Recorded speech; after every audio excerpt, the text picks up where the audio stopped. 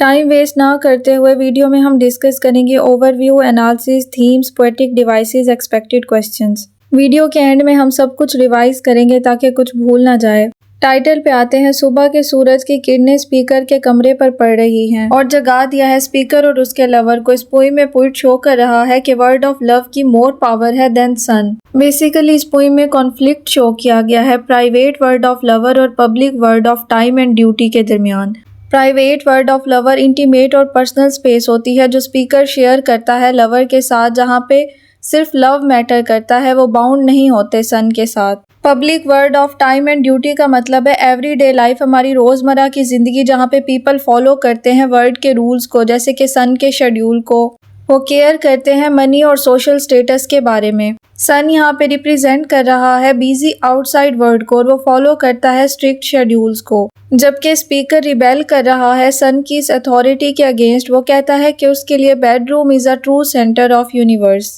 Bedroom as centre of universe से speaker show करना चाह रहा है लव एज सेंटर। स्पीकर कहना चाह रहा है कि जब तक वो और उसका लवर साथ है, उनका बेड ही उनके लिए मोस्ट इम्पॉर्टेंट प्लेस है ऑन अर्थ।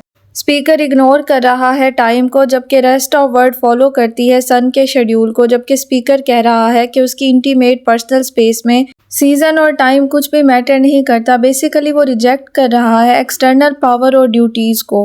वो अपने लव को इतना ग्रैंड देखता है कि उसे वर्ल्ड की बाकी सारी ड्यूटीज स्मॉल और इनसिग्निफिकेंट और फेक लगती हैं। बेसिकली उसने एक इमेजिनरी वॉल, एक मेंटल वॉल बना ली है अपने बेड के इर्द गिर्द। वो कहता है कि एज लॉन्ग एज वो और उसका लवर साथ है, वो वर्ल्ड की डिमांड से, दुनिया की सारी डिमांड से फ्री हैं। स्पीकर क्लेम करता है कि उसके बेडरूम में इंटायर वर्ल्ड है, पूरी दुनिया है, इसलिए उसको और उसके लवर को एक्सटर्नल वेल्थ, ऑनर और रिस्पॉन्सिबिलिटीज किसी भी चीज़ की ज़रूरत नहीं है। अगर हम पोएम के ओवरव्यू के बारे में बात करें तो स्पीकर अनॉयड है क्योंकि सन ने, सुबह के सूरज ने उसे और उसके लवर को उठा दिया है।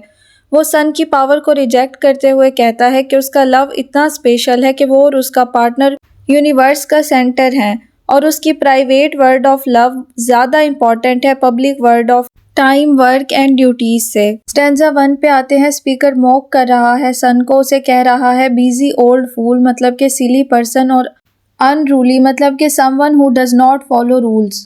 ऑल्दो सन तो कंट्रोल करता है वर्ल्ड के शेड्यूल को और फॉलो कर रहा है रूल्स को, तो स्पीकर यहाँ पे सन को अनरूली इसलिए कह रहा है क्योंकि स्पीकर का बिलीफ है कि जो उसका बेडरूम है वो एक किंगडम है और वहाँ पे रूलर स्पीकर है, तो सन को कोई अथॉरिटी नहीं है कि वो उसको और उसके लवर को डिस्टर्ब करे, इसलिए स्पीकर उसे अनरूली कह रहा है। स्पीकर का सन को मॉक करना और उसके ऊपर यैल करना, चिल्लाना शो कर रहा है, रिप्रेजेंट कर रहा है स्पीकर की फ्रस्ट्रेशन को और उसकी इरेलीवेंस को। स्पीकर का बिलीव है कि दो सन कंट्रोल करता है वर्ल्ड के शेड्यूल को, लेकिन फिर भी वो उसके लिए पावरलेस है, अनइम्पॉर्टेंट है, क्योंकि वो उसकी प्राइवेट और इंटीमेट लाइफ में बिल्कुल भी मैटर नहीं करता। Speaker's love is too important to be bothered. उसके बाद स्पीकर कहता है कि सन को स्पीकर के पीस को डिस्टर्ब नहीं करना चाहिए, बल्कि जाके उन लोगों को वेकअप करना चाहिए जो कि शेड्यूल के साथ बाउंड हैं, जैसे कि किंग्स का कोर्ट हो गया, हंटर्स हो गए, फार्मर्स हो गए, जो कि सन के शेड्यूल को फॉलो करते हैं अपनी जॉब को फुलफिल करने के लिए। स्पीकर कहता है कि जहां बाकी दुनिया बिजी है अपनी ड्यूटीज को फुलफिल करने में, वहां स्पीकर बिजी है अपनी प्राइवेट और इंटीमेट लाइफ में और वो इंटरप्शन नहीं चाहता। स्टैंजा 1 के एंड में स्पीकर टाइम को कह रहा है रैग्स ऑफ टाइम, मतलब कि वर्थलेस है टाइम, एक ओल्ड पुराने फटे हुए कपड़े की तरह। रैग्स ऑफ टाइम से वो सुपीरियरिटी शो कर रहा है लव की। वो कहता है कि लव मोर वैल्यूएबल और परमानेंट है than simple ticking of clock. इस फ्रेज से बेसिकली वो कहना चाह रहा है कि टाइम, शेड्यूल और डेडलाइन जैसी चीज़ें उसके लिए और उसके लवर के लिए मैटर नहीं करती। These things are beneath him and his lover. उसके बाद हम स्टैंजा 2 पे आते हैं। स्टैंजा 2 में स्पीकर सुपीरियरिटी शो कर रहा है। वो कहता है कि वो चाहे तो वो इक्लिप्स कर सकता है, यानी कि ब्लॉक कर सकता है, कवर कर सकता है सूरज की रोशनी को अपनी आंखें बंद करके, लेकिन ये उसकी चॉइस है। वो ऐसा इसलिए नहीं कर रहा क्योंकि वो खुली आंखों से अपने लवर को देखना चाहता है। उसके बाद स्पीकर सन को रेवरेंड कह रहा है, ऐसा वर्ड जो कि यूज किया जाता है रिस्पेक्टफुल और होली पर्सन्स के लिए। बेसिकली वो मॉक कर रहा है सन को, वो फॉल्स अथॉरिटी दे रहा है। वो एक्चुअली में नहीं समझता कि सन एक होली फोर्स है या पावरफुल है। स्पीकर का सन को रेवरेंड कहना शो कर रहा है स्पीकर के थिएट्रिकल एटीट्यूड को। वो खुद को सुपीरियर समझ रहा है और वो सन को ट्रीट कर रहा है एक सर्वेंट की तरह। वो उसे कमांड दे रहा है कि उसे जाके अपने टास्क करने चाहिए, यानी कि ऐसे लोगों को उठाना चाहिए जो बाउंड हुए हैं शेड्यूल्स के साथ, जैसे कि किंग के कोर्ट में मौजूद लोग, लेबरर्स, फार्मर्स, जिन्हें अपनी जॉब करनी होती है सन के शेड्यूल के अकॉर्डिंग। इसके बाद उसने वर्ड यूज किया है India's of spice and mind second stanza में। स्पीकर सन को कह रहा है कि वो दुनिया की तमाम प्लेसेस को चेक कर ले ग्रेट रिचेस के लिए, यानी कि वैल्यूएबल पोजेशन के लिए, जैसे कि ईस्ट और वेस्ट इंडीज को, जो कि फेमस है स्पाइस और गोल्ड माइंस के लिए। जब सन इन पॉसिबली सारी रिचेस को, यानी कि वैल्यूएबल पोजेशंस को ढूंढ लेगा, तो वो सारी पोजेशंस लेस वैल्यूएबल होंगी स्पीकर और लवर के लव से। इन वैल्यूएबल पोजेशंस को मेंशन करके स्पीकर ब्रैग कर रहा है अपने और लवर के लव के बारे में कि उन दोनों का लव ज़्यादा ब्यूटीफुल और वैल्यूएबल है किसी भी पोजेशन से, ट्रायर से। थर्ड स्टैंजा पे आते हैं। थर्ड स्टैंजा के स्टार्ट में स्पीकर कहता है कि उसका लव अपने ही आप में एक किंगडम है। जैसे कि किंग को कंप्लीट अथॉरिटी होती है अपने लैंड पर, वैसे ही स्पीकर और लवर को भी पूरी अथॉरिटी है अपने प्राइवेट और इंटीमेट वर्ड पर। स्पीकर अपने लव को किंगडम कह के ये भी शो कर रहा है कि जितनी भी बाकी दुनिया की वर्ल्डली पावर और पोजेशंस हैं, ट्रायर्स और वैल्यूएबल पोजेशंस, वो सब उसके लव के आगे अनइम्पॉर्टेंट और लेस वैल्यूएबल हैं। उसके बाद स्पीकर वर्ल्डली पावर्स को मॉक करते हुए कहता है कि वो जस्ट इमिटेशंस हैं, यानी कि चीप कॉपीज हैं, रियल नहीं हैं, उनकी कोई जेन्युइन वैल्यू नहीं है जैसे कि स्पीकर की लव की है। उसके बाद स्पीकर वेल्थ को कंपेयर करता है एल्केमी के साथ। बेसिकली एल्केमी एक फेक साइंस का प्रोसेस होता था उस दौर के अंदर, जिसमें चीप मेटल को कन्वर्ट किया जाता था गोल्ड के अंदर। इस कंपैरिजन से स्पीकर शो कर रहा है कि वर्ल्ड की जो वैल्यूएबल पोजेशंस हैं, जैसे कि वेल्थ, वो उसके लिए एक एल्केमी की तरह है, मतलब कि एक लाई की तरह है, एक ट्रिक की तरह है, बिल्कुल भी वैल्यूएबल नहीं है। जहां पूरी दुनिया चेज कर रही है इस फेक वेल्थ को, यानी कि इन फेक प्राइजेस को, वहां स्पीकर के पास एक ट्रू, सॉलिड और रियल चीज है, उसका और उसके लवर का लव। स्टैंजा के एंड पे स्पीकर बात कर रहा है अपनी प्राइवेट यूनिवर्स के बारे में। वो कहता है कि जो उनका बेड है वो उनके लिए एक पूरी यूनिवर्स है, और जो वॉल्स हैं they contain everything worth seeing. लेकिन बाहर की हर चीज़, जैसे कि गोल्ड, वैल्यूएबल पोजेशंस हो गई, किंग्स हो गए, स्टेटस हो गया, वो उसके लिए अनइम्पॉर्टेंट और लेस वैल्यूएबल है। उसकी इस प्राइवेट यूनिवर्स में सबसे ज़्यादा वैल्यूएबल चीज़ जो है वो लव है। पोइम के स्टार्ट में वो अनॉयड था सन से। उसने सन को कहा बिजी ओल्ड फूल, और सन को कमांड दी कि वो जाकर उन लोगों को जगाए जो कि बॉन्ड है शेड्यूल्स के साथ। पोइम के एंड में शिफ्ट आया है, उसने कन्विंस कर लिया है खुद को कि उसका और उसके लवर का लव वर्ल्ड में सबसे ज़्यादा इम्पॉर्टेंट है। वो एक्ट कर रहा है like he is in charge. Speaker अपने लव को इतना पावरफुल कंसीडर कर रहा है कि वो कहता है कि सन को अपनी इंटायर रूटीन चेंज कर लेनी चाहिए उनके लव के लिए।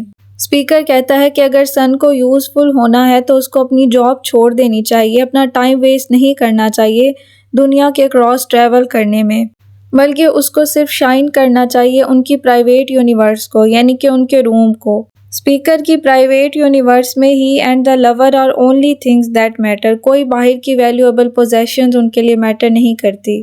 थीम्स पे आते हैं। सबसे पहला थीम है पावर ऑफ लव। पोइम में स्पीकर ने शो किया है कि उसकी प्राइवेट यूनिवर्स में, जो कि उसकी और उसके लवर की है, लव सबसे ज़्यादा इम्पॉर्टेंट है, जबकि आउटसाइड वर्ल्ड की जितनी भी वैल्यूएबल पोजेशंस हैं, जैसे कि स्टेटस हो गया, गोल्ड हो गया, वो लेस इम्पॉर्टेंट है। और जो आउटसाइड वर्ल्ड की वेल्थ है वो उसके लिए एक एल्केमी की तरह है, फेक प्रोसेस जिससे मेटल को कन्वर्ट किया जाता है गोल्ड में। मतलब कि आउटसाइड वर्ल्ड की जो वेल्थ है वो उसके लिए बिल्कुल फेक है, जो रियल वेल्थ है उसके लिए वो उन दोनों का लव है। सेकंड थीम है टाइम एंड पर्सपेक्टिव। पोइम में स्पीकर कहता है कि उनकी प्राइवेट यूनिवर्स में टाइम मैटर नहीं करता। वो और उसका लवर सन के शेड्यूल से बिल्कुल भी बाउंडेड नहीं है। पोइम में वर्ड यूज हुआ है रैग्स ऑफ टाइम, मतलब कि टाइम एक फटे पुराने कपड़े की तरह है जिसकी कोई भी वैल्यू नहीं है। थर्ड थीम है the smallness of the world. Speaker कहता है कि उनका बेडरूम एक पूरी यूनिवर्स की तरह है, जिससे उसने बाकी आउटसाइड वर्ल्ड की स्मॉलनेस शो की है। वो क्लेम करता है कि उसका लवर ऑल स्टेट्स की तरह है and he is all princess, मतलब कि एवरीथिंग जो आउटसाइड वर्ल्ड में मैटर करती है और वैल्यूएबल होती है वो सब कुछ उनकी प्राइवेट यूनिवर्स में है, यानी कि उनके बेडरूम में है। बाहर की जो फिजिकल वर्ल्ड है वो उनकी प्राइवेट वर्ल्ड के कंपैरिजन में कुछ भी नहीं है, उसकी बिल्कुल भी वैल्यू नहीं है, क्योंकि बाहर की फिजिकल वर्ल्ड में वो वैल्यूएबल पोजेशन नहीं है जो कि उनके प्राइवेट यूनिवर्स में है, यानी कि लव। उसके बाद पोएटिक डिवाइसेस पे आते हैं। सबसे पहली पोएटिक डिवाइस यूज़ हुई है पर्सोनिफिकेशन। पर्सोनिफिकेशन में हम नॉन ह्यूमन थिंग्स को ह्यूमन क्वालिटीज़ देते हैं। स्टैंजा 1 में स्पीकर ने सन को ट्रीट किया है ह्यूमन की तरह और उसे कहा है बिजी ओल्ड फूल। इन पोएटिक डिवाइस यूज़ हुई है हाइपरबोले। हाइपरबोले का मतलब होता है स्ट्रेचिंग द ट्रूथ, मतलब कि कोई चीज़ जितनी इम्पॉर्टेंट है उससे ज़्यादा उसको शो कराना, उससे ज़्यादा उसे बिगर या स्मॉलर शो कराना। पोएम में यूज़ हुई है ड्रामेटिक कंपैरिजन जो कि शो करती है हाइपरबोले। स्पीकर ने एग्जैजरेशन यूज़ की है कि उसकी और उसके लवर की जो प्राइवेट यूनिवर्स है उसमें लवर ऑल स्टेट्स की तरह है और वो प्रिंसेस की तरह है, मतलब कि जो उनका प्राइवेट रिलेशनशिप है वो रियल किंगडम से भी ज़्यादा इम्पॉर्टेंट है। उनकी प्राइवेट यूनिवर्स इतनी इम्पॉर्टेंट है कि वो कहता है कि अगर सन को यूज़फुल दिखना है तो उसे अपनी जॉब छोड़कर सिर्फ शाइन करना चाहिए उनकी प्राइवेट यूनिवर्स में, यानी कि उनके बेडरूम में। उसके बाद देख लेते हैं कुछ एक्सपेक्टेड क्वेश्चन। सबसे पहला है कि इस पोएम में कंसीट कैसे यूज़ हुआ है। कंसीट कहते हैं एक्सटेंडेड या सरप्राइजिंग कंपैरिजन को, जिसमें दो डिफरेंट चीज़ों को कंपेयर किया जाता है किसी कॉम्प्लेक्स आइडिया को एक्सप्लेन करने के लिए। इस पोएम में कंपेयर किया गया है आउटसाइड की वास्ट यूनिवर्स को टाइनी बेडरूम की प्राइवेट यूनिवर्स के साथ। स्पीकर आर्ग्यू करता है कि उसकी प्राइवेट यूनिवर्स के अंदर वैल्यूएबल पोजेशन है, यानी कि लव, तो उसकी प्राइवेट यूनिवर्स मोर इम्पॉर्टेंट है आउटसाइड की वर्ड से। सेकंड क्वेश्चन है कि स्पीकर की टोन कैसे चेंज होती है पोएम के दौरान। स्टार्ट में स्पीकर एक्ट करता है रूड और अनॉयड सन की तरफ। वो सन को कहता है बिजी ओल्ड फूल और unruly sun. End of the poem में उसकी टोन शिफ्ट हो जाती है, वो प्राउड और पावरफुल फील करने लगता है और वो सन से कहता है कि अगर उसे यूज़फुल दिखना है तो उसे आउटसाइड वर्ल्ड की जगह उसकी प्राइवेट यूनिवर्स में शाइन करना चाहिए। क्विकली हम रिवाइज कर लेते हैं सारे स्टैंजा को। फर्स्ट स्टैंजा के अंदर स्पीकर अनॉयड है क्योंकि सुबह सुबह सूरज की रोशनी ने उसको और उसके लवर को अवेक कर दिया है, जगा दिया है। फर्स्ट स्टैंजा में यूज़ हुई है पर्सोनिफिकेशन। वो उसे ह्यूमन की तरह ट्रीट करते हुए कहता है बिजी ओल्ड, और वो कहता है कि सन को उसको और उसके लवर को डिस्टर्ब नहीं करना चाहिए बल्कि जाके ऐसे लोगों को जगाना चाहिए जिनकी लाइफ बाउंड हुई है शेड्यूल्स के साथ, जैसे कि स्कूल बॉयज़ हो गए, लेबरर्स हो गए, फार्मर्स हो गए। सेकंड स्टैंजा पे आते हैं। सेकंड स्टैंजा में स्पीकर ब्रैग करता है अपने लव के बारे में और अपनी पावर के बारे में। वो कहता है कि वो सूरज की रोशनी को एक्लिप्स कर सकता है, यानी कि हाइड कर सकता है या ब्लॉक कर सकता है अपनी आंखें बंद करके, लेकिन ये उसकी चॉइस है, वो ऐसा नहीं करता क्योंकि वो खुली आंखों से अपने लवर को देखना चाहता है। उसके बाद वो सन के लिए वर्ड यूज़ करता है रेवरेंड का। ये उसके थिएट्रिकल एटीट्यूड को शो करता है। रेवरेंड उन होली और रिस्पेक्टफुल पर्सन्स के लिए वर्ड यूज़ किया जाता है। एक्चुअली में वो सन को कोई होली और रिस्पेक्टफुल नहीं समझता, ये उसने मॉक किया है। उसके बाद वो सूरज को कहता है कि वो जाकर सारी ऐसी प्लेसेस को विजिट कर रहा है जो स्पाइस और गोल्ड यानी कि वैल्यूएबल पोजेशंस के बारे में फेमस हैं। जब वो उन सारी प्लेसेस को विजिट कराएगा तो वो सारी वैल्यूएबल पोजेशंस लेस वैल्यूएबल होंगी उसकी प्राइवेट यूनिवर्स में मौजूद लव से। वो अपने लव के बारे में ब्रैग कर रहा है कि उसका लव हर वैल्यूएबल पोजेशन से ज़्यादा वैल्यूएबल है।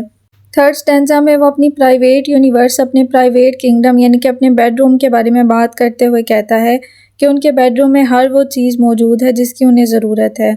उसका जो लवर है वो ऑल स्टेट्स है और वो ऑल प्रिंसेस है। आउटसाइड वर्ल्ड की जो पोजेशंस हैं, वैल्यूएबल पोजेशन जैसे कि वेल्थ, वो एल्केमी की तरह है, मतलब कि फेक हैं, जबकि रियल पोजेशन उसका और उसके लवर का लव है। पोएम लिखी गई थी लेट 16 और अर्ली 17 सेंचुरी के अंदर, पब्लिश हुई थी 1633 में। इसमें पोएटिक डिवाइसेस जैसे कि पर्सोनिफिकेशन और हाइपरबोले यूज़ हुई है।